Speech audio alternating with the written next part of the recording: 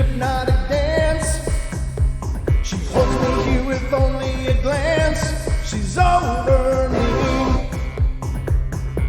She's over me.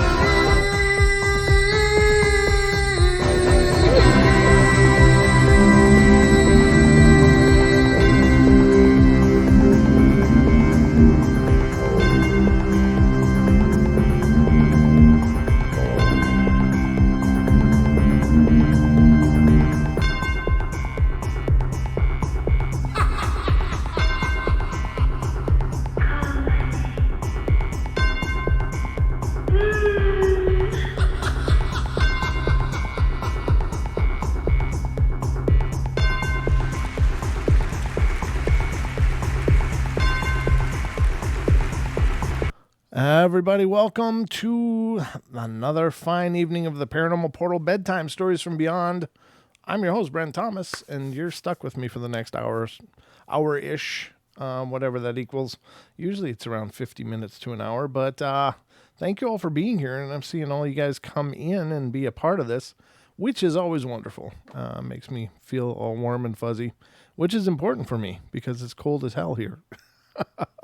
It really is. It's horrible. I don't know what the hell's going on. Today was 50 degrees, so I guess that helped, but I don't know. I just feel like whining every chance I get into a microphone, and so I get that nightly right here on the Paranormal Portal. But hope everything's going good for you guys. Thank you so much for being here and being a part of the shows. It's always a great honor to see you guys coming in and participating. I know there's several coming in already, but more of you will be here, but not much to say. We got our next podcast coming out tomorrow, which will be a discussion about alien-human hybrids. And I thought that was really, really interesting, and we covered some stuff I had never heard of before, so it was a lot of fun and definitely a learning experience. So if you haven't checked out our podcast, please do so. You can find it on iHeartRadio on the podcast section. You can find it on iTunes. You can find us on Pandora. You can find us on Spotify, Chatbox, etc. So wherever you get your podcasts from, definitely check out the Paranormal Portal, and hopefully you'll subscribe. And if you really like what you're hearing on those shows, definitely leave us a good review on iTunes. That'd be wonderful. Now, I hope as you're bumping into this show here on YouTube, that you will also like and subscribe. That, of course, is wonderful, and it's a great honor to see so many people doing so. We're getting closer and closer to that 5,000 mark, which is really fun. We might have to do another giveaway or two when we hit 5,000 subs, and we'll do maybe another giveaway then, but we'll see. I think that these milestones are important, you know. So it's time to start celebrating them and give back to you guys, the listeners, as much as we can. So I'm not officially announcing that because I don't know how long it's going to take for us to get to 5,000. Monitor is off in the background. Yeah, it is. You know why? Thank you, Joe, for pointing that out. But the reason why is because on the other side of the Paranormal Portal studio, I have the music studio I'm setting up. And so the laptop that I was using for the screen behind is my music production laptop. So it's been moved over, and I have a cable coming to directly connect the monitor to my main computer here, so that I won't have to have my recording laptop over here just to handle putting a picture on the screen. So it's just going to be a cable, but it won't. I had a cable, but it turns out my graphic card has they're a different kind of connector, and I can't remember what they're called exactly. So there's HDMI connectors. I have one of those. And then there's a DVI connector. I got one of those. And then I got 4 of these other kind of graphic connectors. So I thought they were all HDMI. So I went and got a long HDMI cable, ran it in there, and turns out the jack on the back of the graphic card is a little bit different. So I've ordered adapters to go from the DVI or to the HDMI to that. And then we'll be able to get that back on. So tonight we're just going to have to go without it. They should be here tomorrow, and I'll have them up and running by the time we do our show tomorrow night. So, but thank you for pointing that out. It's not a mistake. It's just I have no way of lighting it up right now. So nothing's broken. It's just I don't have all the parts I need quite yet. But I hope you guys are ready, because it's time for bed. All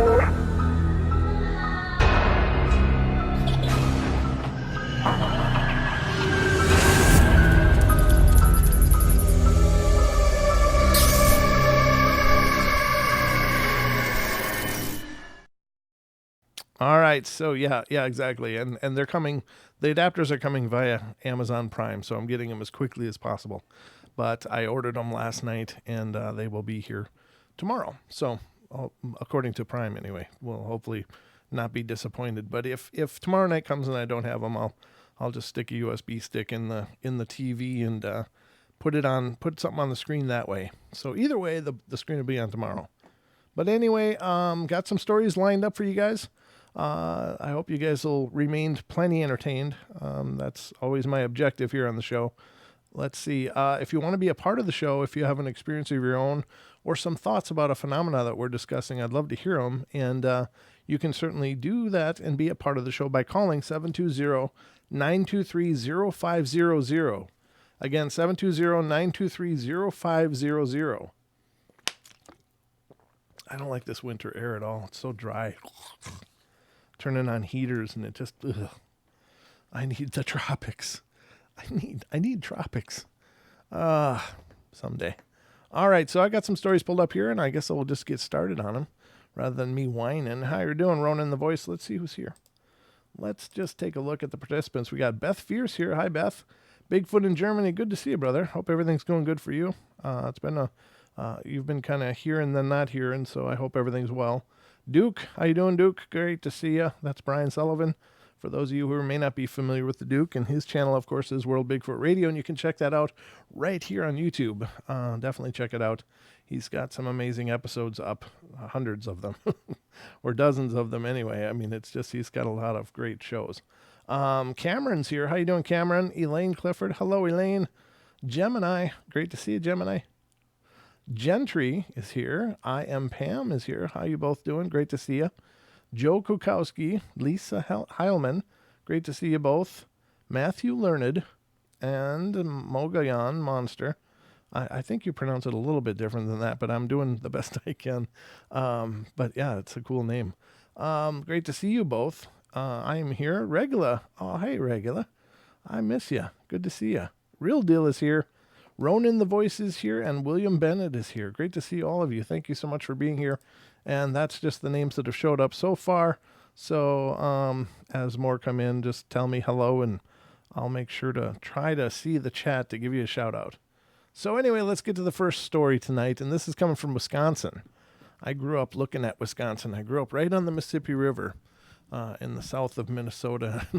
Every day I would wake up and there was Wisconsin right on the other side. I like Wisconsin. Wisconsin's a nice place. But, hey. Hey, Pam. Good to see you. Just making sure I'm not missing something here. But yeah, Wisconsin, they make great cheese, by the way. The nickname is Cheeseheads because of the Packer fans and stuff. They wear those big Swiss cheese slices on their head. It's really cool. But no kidding. The Wisconsin cheese is like just amazing. I'm here to tell you, it really is. And I'm sure they have more than just cheese there, but that's one of my favorite things. So let's go to Wisconsin and see what's going on here. It's also the location of Bray Road, made famous by Linda Godfrey in her Beast of Bray Road book and her continuing work into the cryptids around the area over there in the Kettle Moraine area. And she has another book out now too, by the way. I Know What I Saw, and definitely check it out. Linda's a wonderful person. She's been on the show several times. I got to get a hold of her to get her back on again to hopefully promote the book, but also just to hear what she's been up to. She's just such a kind person. Like, there's some people that you interview that are, they're okay people. They're nice people, whatever. But Linda's one of those people that is just genuinely such a kind soul.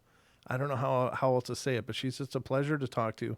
She's got great information. She's articulate. She's well thought out. She's really done her homework, and she doesn't just talk to hear herself talk. If she says something, that she's researched it, and she has a position that she has come to that conclusion because of a lot of research. So I just love having Linda on the show, and it's been a great thing for our show to have her on. And we'll have to get a hold of her to get her back. But if you haven't ever checked out her books, please do. All of her books are available on either Amazon or at Barnes & Noble. And she's got a whole bunch of them out there. And some great stories of not just the Dogman, although she's done a lot of work in the Dogman research. And she is probably single-handedly responsible for making the Dogman part of our common vernacular. Not that she discovered it, but she really brought it to a national awareness. Nobody did it before her. She really did break that ground for all of us. So just a great person. Let's see. All right, Wisconsin. I was 10 years old when this story took place. One day I was walking home from school. So far it was a great day. I was walking when I looked back at the bus. It had just left. When I saw this weird girl, she had a long sleeve sweatshirt with an old-fashioned long skirt with shoes, and the hood was on her head, so you really couldn't see her skin. But the weird thing is that the skirt, hoodie, and the shoes were all black. Freaky, yeah. I started on walking, but every time I looked at her, she just kept getting closer. Well, then I got scared, and I started running. I got to my porch and looked at the backwoods, and there she was standing, facing me. Well, I closed my eyes and looked again, and she was gone. Strange, right? I got inside. I was by my brother the whole time. I was just so scared. After that day, I went to my grandma's house, and I told her what had happened. And she said that she had seen it as well. Then I asked her where, and she said, Recre Acres, R-E-C-R-E, or Wrecker Acres, I don't know. And then it's Acres, of course, A-C-R-E-S. Wrecker Acres. And I asked her what happened, and she said they were driving and saw her in the cornfield, and she told my grandma to look, and when they both looked, she was gone. Now that is freaky. I can always count on my grandma because she believes in ghosts too. Later, I'm going to tell her stories as well. Now, I know I've mentioned this before, but it is something that I'm really curious about. There's something to this. And it comes up over and over and over and over and over and over and over in stories of people seeing apparitions. So many times you hear, I turned and there was a full-bodied apparition just staring at me. And I stared at it, and we were locked. Our eyes were locked in contact. And that will last for seconds and seconds and seconds. And then something happens where the person blinks or is distracted. And once they're distracted by something or look away or look to see if someone else is seeing it too, when they look back, it's gone. Now, I know it's just wild speculation, but why does it stay there and stay there and stay there? When they're locked in that moment, why doesn't it just go? Sometimes, very rarely, you'll hear the story. I was looking at it, but it just faded away. And in those situations, there wasn't eye contact in every one of them that I can remember. They will see an apparition and then it'll fade away. But once there's eye contact, there's something going on in that moment that either the spirit can't break away, that it's kind of locked in that position, or something. I don't know what the hell it is, but as soon as the person looks away and then looks back, it's gone. But what is that? Why is that the case? Is that eye contact, that conscious awareness of each other, does that create some kind of quantum entanglement that the spirit can't leave? I don't know, and it's far-fetched, but I'm telling you, there's something significant about it, and that's what I talk about. When I talk about breadcrumbs, each story has breadcrumbs on the Paranormal Portal. I've talked about that all the time, that these are the breadcrumbs, and it's demonstrating a lot of function of reality that we don't understand.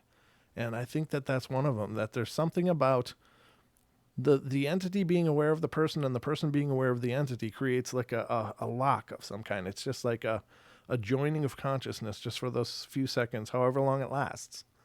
And it remains that way until the person looks away or blinks, and then as soon as they unblink, open their eyes again, it's gone. So there's got to be something significant to that. That comes up way too much for it just to be, well, just a matter of coincidence. I don't believe that. I think there's something to that. But what do I know? What do I know, ladies and gentlemen? I'm just sitting here with a microphone and a lot of spare time. I'm just kidding. I wish that was the case, but no. I'm sitting here busy as hell. But anyway, that's a cool story. I like that. Here's another one from Ohio. Of course, Ohio. This is Dee's land. My family just moved from an apartment into a house, and I remember playing with one of my toy cars on the stairs when, out of the blue, a young girl appeared to me. The young girl said, "Why are you in my house?" I looked up at her and told her that this was my mother's house. The young girl smiled back at me and told me that it was not.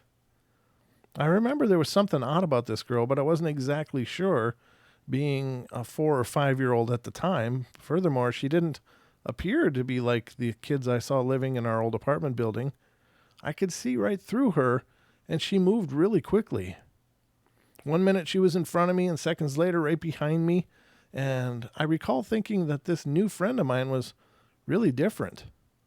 The girl appeared to be around 10 or 11 years old, and had long, light hair that seemed to flow as if she was underwater. Her eyes were very bright and friendly, and as a kid of 4 or 5, I had to prove to this new friend of mine that this was my mom's house, so I recall running down the steps shouting aloud that this girl said it was her house. I remember my dad coming to my aid, and I was pointing at the stairs where the girl was. My dad looked up the stairway, and the girl was gone. I remember my dad looking at me and back up the stairs with a puzzled look on his face. In the years past, I learned that the previous owners had a daughter who died as a child in the house from a long illness, and I still remember these accounts today, even as an adult. That's crazy. Crazy in a good way. I think those are cool experiences. Nothing terrifying. It was, I just really envy that. I don't know. You know, it's one of those things, I guess, being on the outside looking in, it's like, wow, it'd be kind of cool to see all these spirits that are around us. But then, I don't know, maybe you got to deal with a lot of other stuff too, and some pretty terrifying stuff to look at, I imagine, from time to time too. So it's probably not all flowery, but very wild. Okay, so here's another one from the state of Illinois, or Noise, if you pronounce the S or not. So like I say, I'm in my 30s, and I'm a single dad trying to raise my son, Cameron. We used to live in an apartment in a sleazy section of town until we found a great deal on a rental property in an old residential neighborhood. It was actually less expensive for this 3-bedroom house than for our old 2-bedroom apartment. I'd always needed the extra room for a home office, which had previously forced me and Cameron to share a bedroom in the old apartment. Now he could have his own room, and I could still work out of home, allowing me to be there for him. My bedroom is on the first floor, and while the second floor houses a long hallway with Cameron's bedroom, and then past that is my office, the strange thing started not even a week after we moved in. I was working late, as I sometimes have to do, and I heard the sound of feet running up the stairs. I went out to tell Cameron to settle down and go back to bed, but it wasn't him. There was a little girl in the hallway, and she looked about Cam's age of maybe 7 years old, maybe a little younger. She had blonde hair done in curls with a bow, and she was wearing a dress that looked really fancy but old-fashioned. I get the impression like it was something from the 40s, and she was holding a doll that wore a dress just like hers, and she didn't take any notice of me and skipped down the hall, turning and skipping right through the door into Cam's room. I cracked open the door, and there was a cold air like a refrigerator blowing out at me, but no sign of her. Cam seemed to be sleeping soundly, so I didn't disturb him. That weekend, Cam was playing in his room, and I poked my head in to tell him to come downstairs for lunch, and my heart almost stopped. A second, Cam was playing with the same doll I had seen the little girl carrying. I asked him where he got it, and he said that he found it. And I asked him where, and he said, I don't know. Well, I pressed him, and he said he just found it. He wasn't sure where. I figured he probably found it in the attic when we were putting boxes of old stuff from previous owners and tenants, and tried to take it from him, but he wouldn't let it go and started shouting, it's mine, give it to me, it's mine. if I finally eventually got it away from him, and while he was downstairs eating his lunch, I put it back in one of the boxes in the attic, which, by the way, was a pull-down staircase, and you have to be at least 5 feet to reach the strap. About a week later, I saw him playing with the doll again. Now, I know I haven't left the stairs to the attic down since then, and I haven't even been in the attic since then, and since I put that damn doll back in its box. And at this last part, maybe my imagination, but his hair, which has always been dark brown, like me and his mother, seems to be getting lighter. Could that little girl be possessing my son?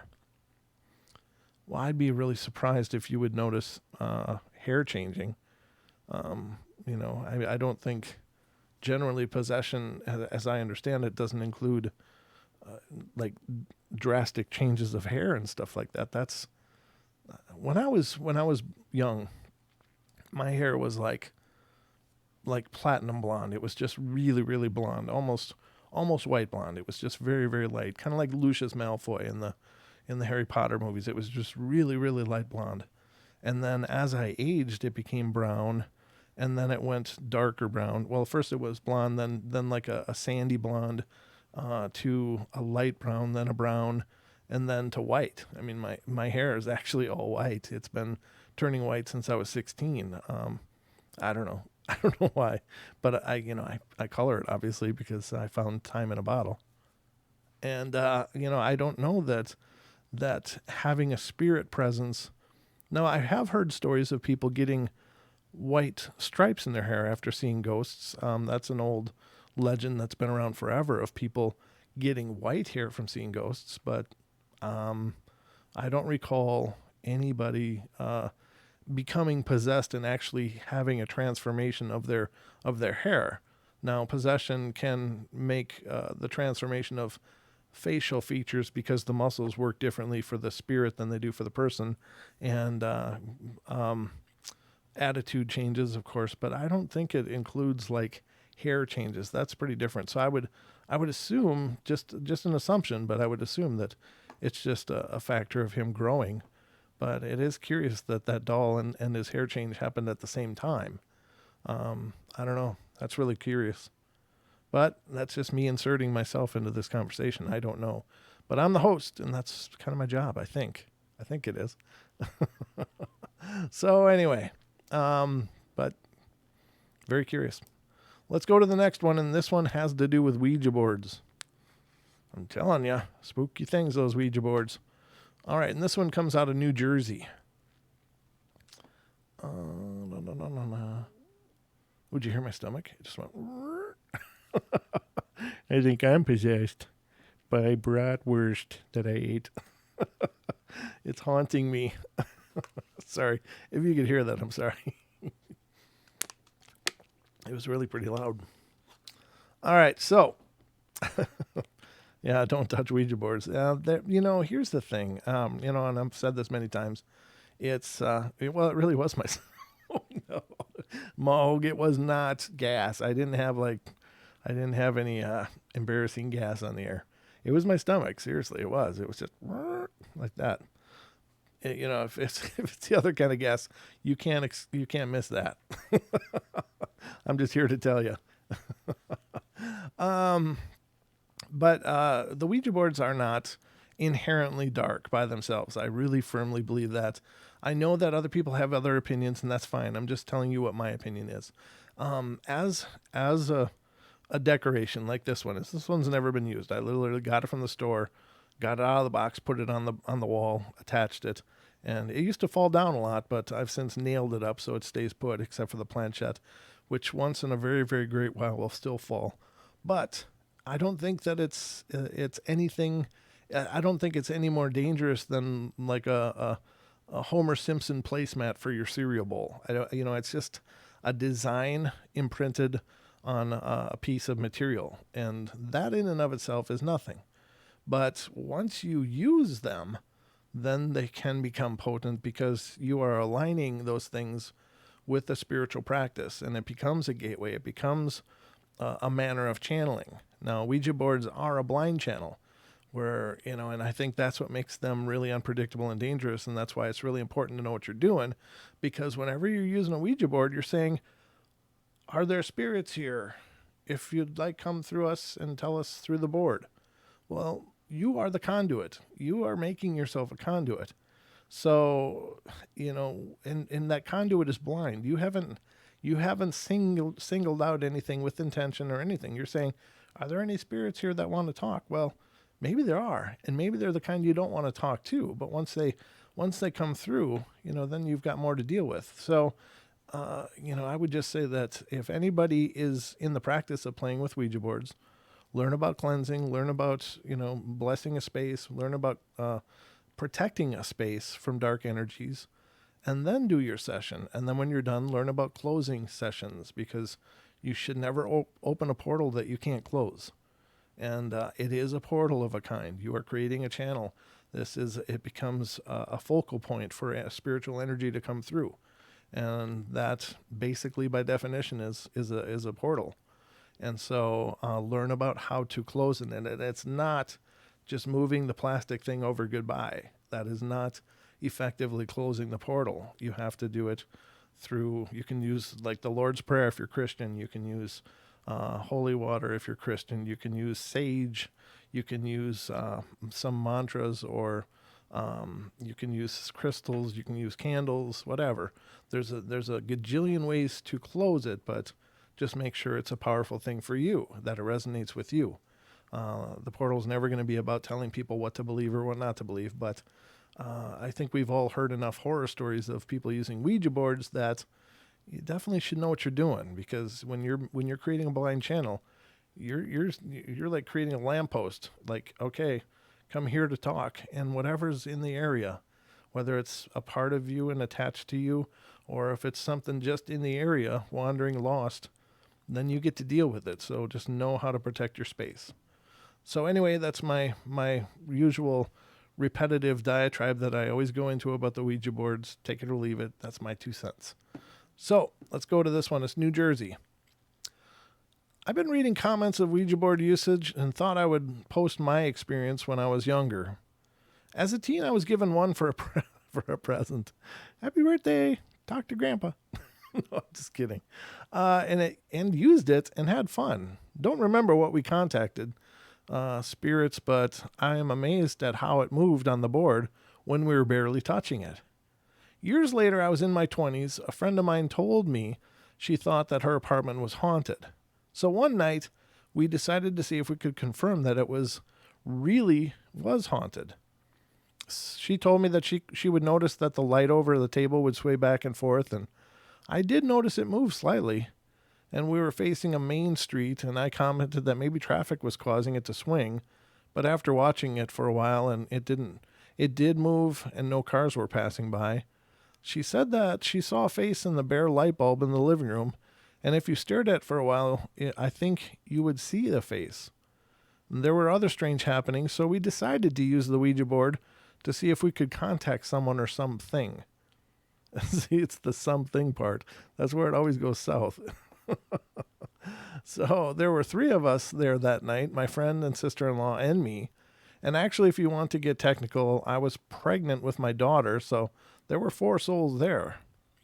When my friend and her sister-in-law tried to use the board, it wouldn't move to answer any questions, but when I touched it, it would fly across the board and spell out messages.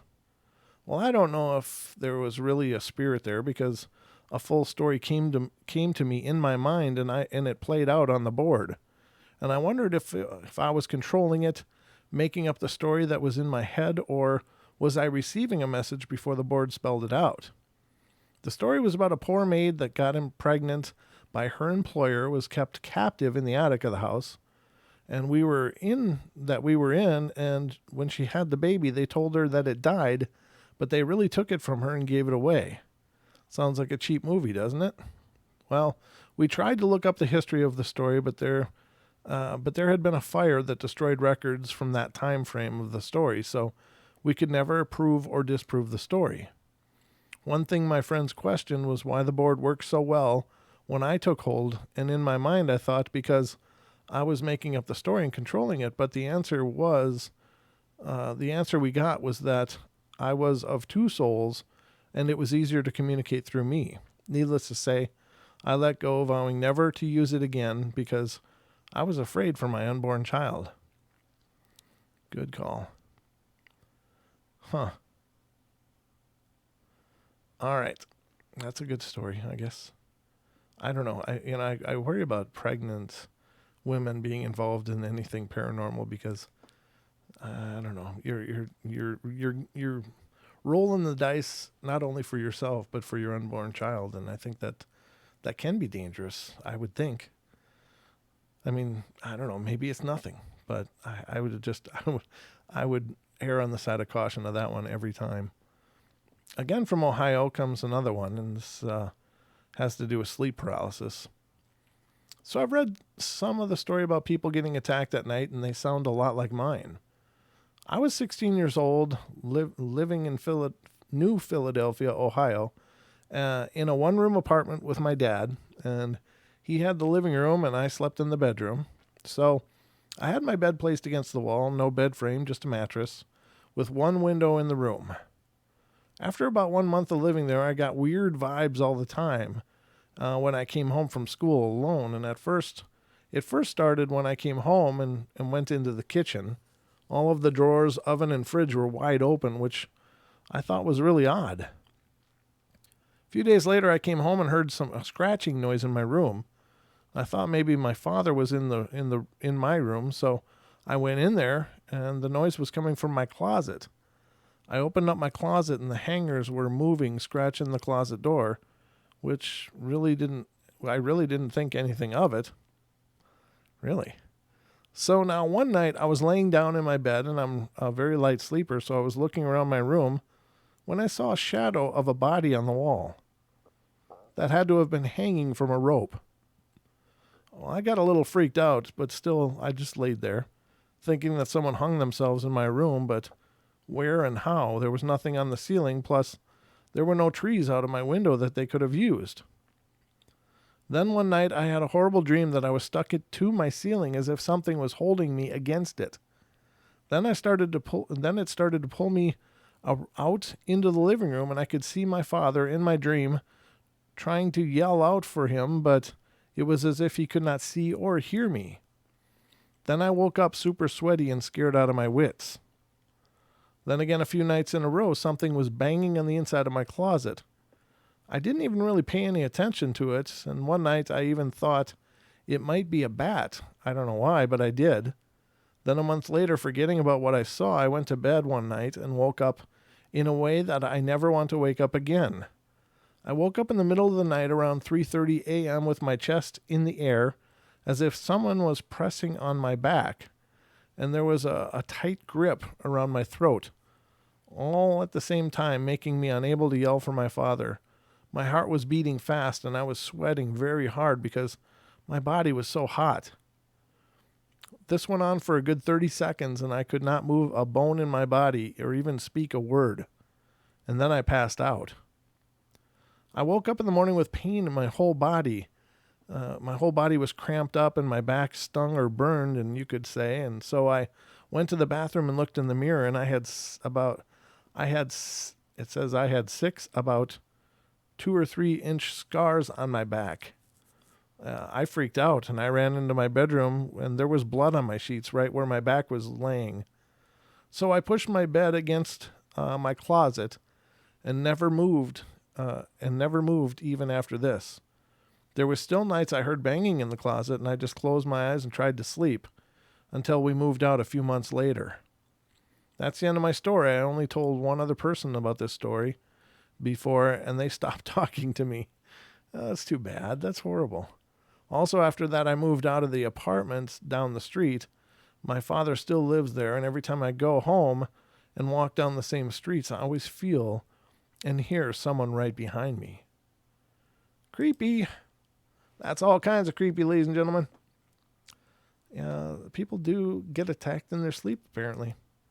That's such a horrible thing, too, when you think about it. When you're sleeping, you really can't do anything. I mean, you are at, I don't know. I always assume we're at our weakest point when we're sleeping, right? What do? You wake up in the terror. That's horrible. So here's one from Pennsylvania. Pennsylvania, the home of the Merkel. This is Merkelsville, Pennsylvania. No, I'm just kidding. It's just Pennsylvania. Again, referring to Tony Merkel, host of the Confessionals. Ever since I was a child, I had seen spirits. I never met a spirit that meant harm. Most of these I met were peaceful spirits. I used to tell my mom that I would see these spirits, but she really never believed me. The only person who believes me is my oldest sister, Patricia. When she was about 11 or 12 years old, she had seen two spirits down in the basement. It was a skinny, tall man and a fat, small man. Amazingly, I had seen the exact same thing down that basement. But that was my sister's only sighting of seeing a spirit. I'll start off by saying this about myself. I'm very calm, and I've seen a lot of spirits in my life, and not one has scared me. And I know that if I'm in contact with an angry spirit, I would ignore the things it does to get attention. But if things got out of hand, I would calmly talk to the spirit to get things straight. If that wouldn't work, I would tell the spirit, in the name of Jesus, leave this place.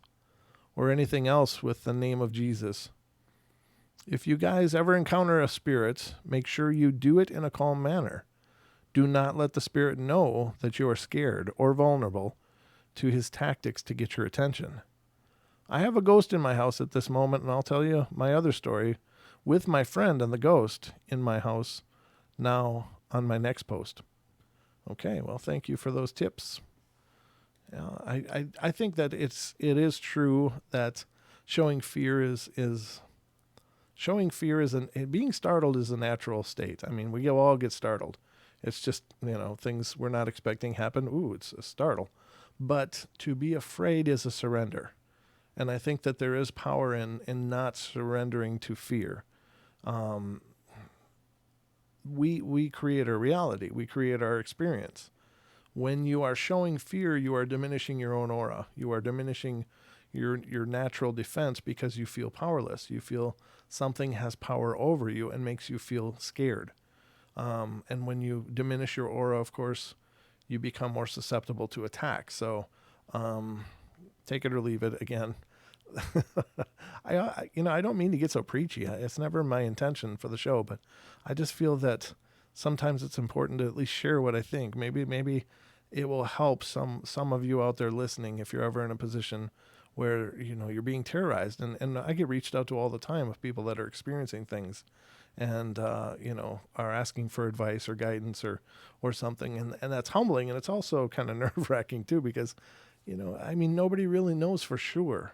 We all have ideas about this stuff, but thank God we have wonderful people like Sean and Deb and Diane and Joel, and we have people like Barbara Charlton, and we have investigators like Lisa, MCAT, and Dan to help in several different kinds of experiences. So I think these are really powerful things, and I really take a lot of pride in the fact that we, through the show and through all the wonderful, helpful nature of all these people, we're able to offer help to people that really need it.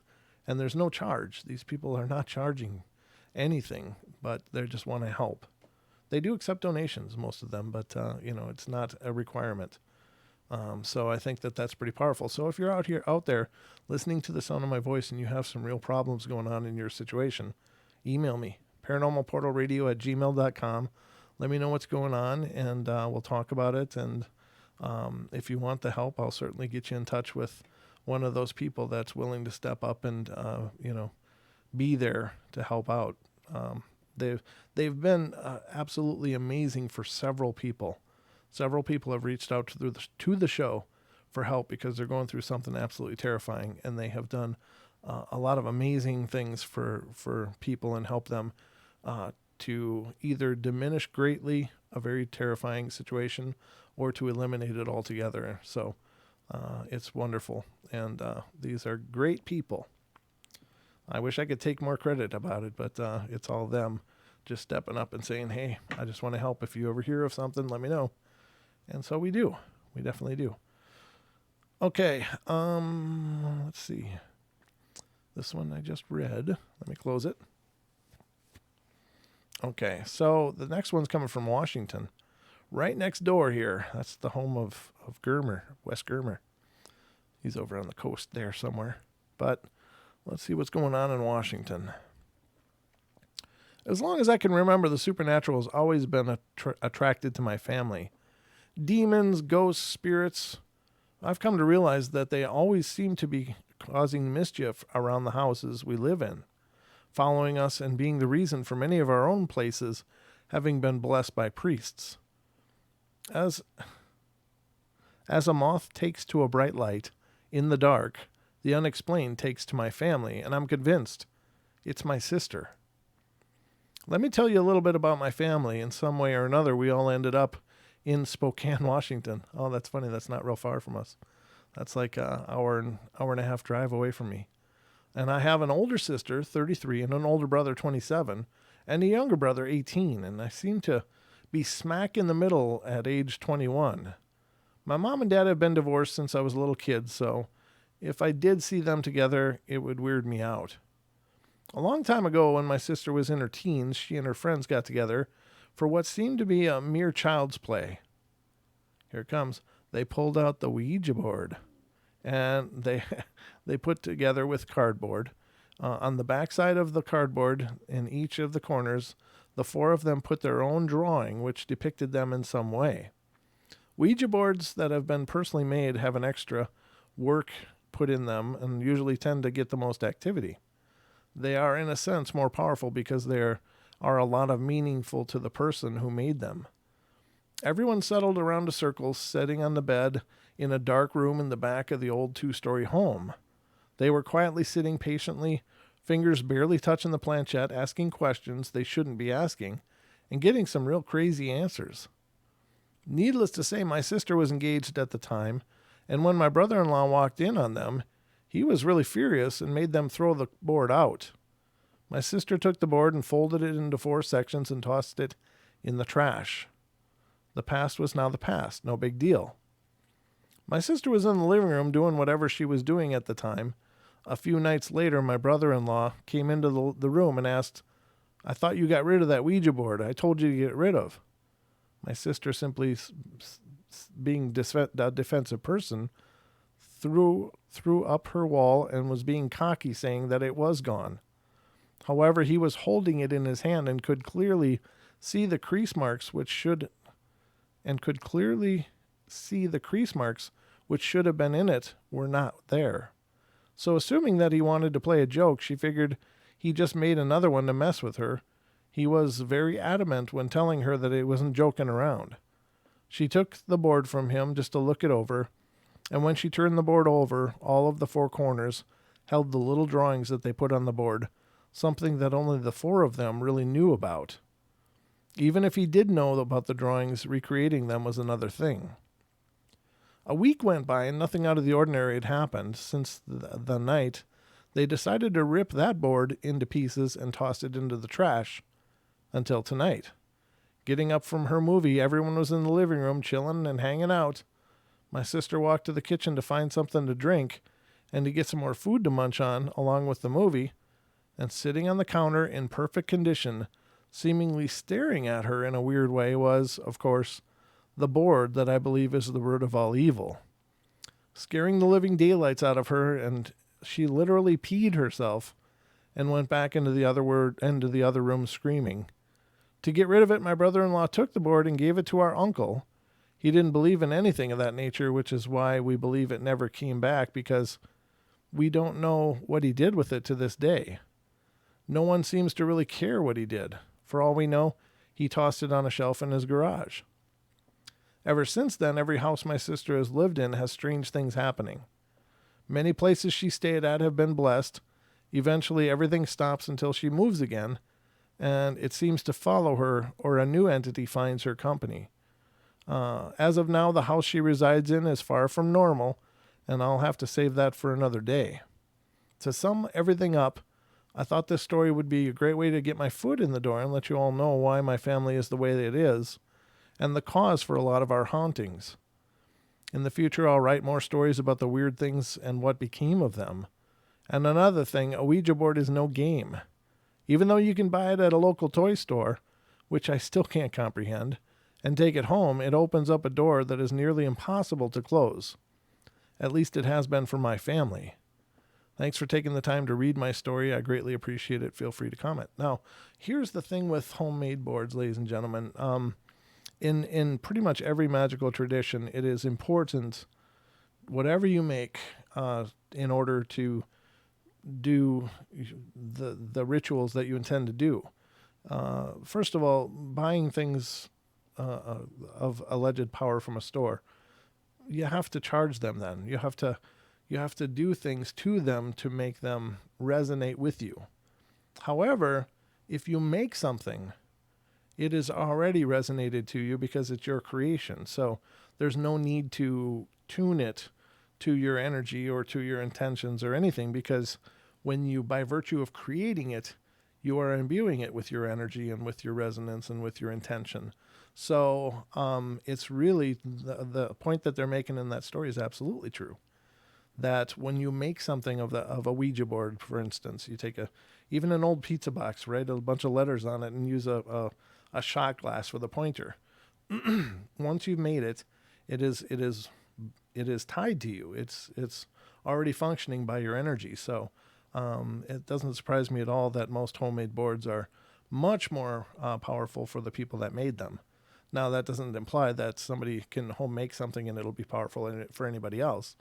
Unless that was the intention in making it, then, of course, during the time the person's making it, if they imbue it with that intention, then perhaps it will be as well. But, it's always a part of those traditions to tune things to your energy. But if you make them, you're already tuning it. So, just, I don't know, a little insight into the mechanics of a lot of magical systems and ritualistic practices. So, let's see where we at. I don't know where we are. Let's see. Oh, we got time. There's time for more. There's always time for more here on the portal. Oh, this one again is, I guess Ouija board is the theme for the night, ladies and gentlemen. Now, I swear to God, I just pull up these random stories. I have no foresight into what I'm pulling up. Mark my words, I put it on everything I love. I just randomly pull up stories to use on the show. And it always blows me away when there seems to be a theme. And tonight's theme is clearly Ouija boards. This one has to do with a Ouija board as well. I just found that as I opened up the actual link. First of all, this didn't happen to me. It happened to my friends. And it was really stupid of them to do this. I know. It all started when my friends started playing a game where you take the 3 pencils and make them into a square with a missing side, and your partner makes the same thing, and you put them together. You then ask it questions like the Ouija board. Actually, they spelled it Ouija board. It's Ouija. Ouija board, the answer is what direction the pencil moves in. So anyway, they got it in contact with a ghost named Charlie that had died of child abuse, but things soon went bad. One of my friends saw a dark figure on her roof when she was home alone. Another heard scratching on her bathroom door and dark laughing, and another felt her blanket on her bed being pulled down when she was sleeping, and then she heard laughing as well. Another saw a dark shape hanging from her roof, and all these things happened when they were alone. Soon they got scared, stopped playing the game, and put up crosses in their homes and households and never went near that stuff again. And it all stopped. I'm glad it stopped. But can anyone tell me what it was? Was it a demon or a ghost? And why did it only appear when they were alone? Please leave your comments, and I appreciate it. So, yeah, I think that for a ghost to be perceived, they have to make themselves perceivable.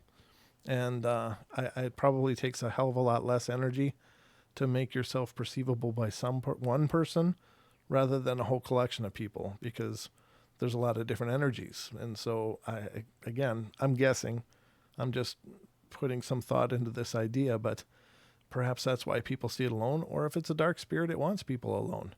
It doesn't want people in groups where they have support. It wants people to feel weak. So isolation is important. I just talked about this the other night on the show, that A dark haunting is just like any other form of abuse. If you look at emotional abuse or spousal abuse or child abuse, the child should be isolated. The spouse should be isolated, cutting off all of their support systems, and making them vulnerable to the abuser. And that's no different for spiritual abuse. The spirits like to isolate the people and cause them to be alienated, and so they can't get support from others. They can't get that help. That being able to connect with somebody else, not only is it an emotional aid, but it's a spiritual aid. We are energetic beings, and we share our energy and our compassion and in our caring for each other. And so, for a spirit that's trying to wear somebody down, or a demon, whatever that spirit may be, a demonic spirit or just a dark spirit, they want people isolated. So, perceiving or appearing to them alone makes perfect sense. They're already alone. Isolate them, then scare them, make them feel powerless, and then it could certainly escalate from there. But most hauntings like this are actually very short-lived, but some do actually go on and on. So it's hard to know. But that's my 2 cents. Again, it's a full night of my 2 cents. Whatever you believe or don't believe, it's up to you. I'm just sharing my thoughts on it because I got the microphone. So, all right, let's go to Oregon. Thursday, a friend of mine, we'll call him Ryan, flew into town for a visit. I don't know if I had a phone call or what. I thought I just saw that move. Sorry if I missed a phone call. All right, Thursday, a friend of mine, we'll call him Ryan, flew into town for a visit. I stayed with him at his hotel because I haven't seen the kid in ages, and my dad was gone on another business trip, and I wasn't going to be home alone. Anyway, we were laying there talking and watching TV when he said he started to feel something that wasn't right. I thought he was just messing with me because we like to scare each other, but then I got the feeling too. We decided to leave the room for a while, so we went down to the lobby and went outside for air, and things got better, so we went back upstairs to try to catch some sleep because it was around 2:30 a.m. We got back to the room and laid down. My friend turned to me and said he didn't feel well. I told him to just lay down, and I turned on the air conditioner because I thought it was caused by the heat from the day. And then I went to the bathroom and came back out, found my friend shaking on the bed. I ran to him and started shaking him and telling him to wake up. Then his hand grabbed me by the neck and held me down. This voice was not his. It was deep and scratchy. I don't really remember what he said because his voice, and he was too close to my ear, but he did say, I can't repeat that. Don't F with us, B. And then we are one. By this time, I was passing out. I woke up, I don't know how much later, but my friend was freaking out, pouring water over me, and when I woke up, I tried to pass out a couple more times, and my friend said he didn't know what happened. One thing about Ryan is he would never hurt anyone. I'm seriously done with all this. Does anyone think my friend was possessed? I need help. If anyone knows anything, please let me know. It's possible. Possible he brought it with him. It's possible that it was just there. I keep thinking of like the story of Eliza Lamb. And if you're not familiar with the story of Eliza Lamb, everybody, it's a tragic, horrible, true story. And there's basically footage of her. She stayed in a hotel in California that was apparently the same place that the Night Stalker serial killer stayed. I think that's the guy's moniker. And apparently the place is well known for being a dark place anyway. And she was literally possessed. Now, she's a sweet girl, was just touring from Canada, and she kind of like disappeared. But they found security footage of her in the elevator doing weird stuff, pushing lots of buttons and kind of freaking out and twitching and doing strangeness, just lots of strangeness. And it was, and I'm sorry, this is really disgusting and dark, but this is the true story. She disappeared. She was just gone. Nobody knew what happened to her. Nobody knew what happened. There was a missing persons case was filed, and she was just gone. So it was several like days or weeks later, people started to complain about the water. The drinking water smelled weird and tasted funny, and they weren't sure what the hell was going on. So they went up to the roof, which was locked. It was not accessible to guests, and they unlocked the water tank, which was locked as well, not accessible, and opened up the opening, and that's where they found her rotting corpse in that water tank, in the water reservoir that's used for the whole hotel. So it's a horrible, horrible, horrible, horrible story. And I feel so bad for this poor girl. Whatever happened, I don't know. But I assume that something got a hold of her in a very short period of time in that hotel, and some kind of dark spirit and killed her. It's just really, really, really strange. So anyway, I don't know.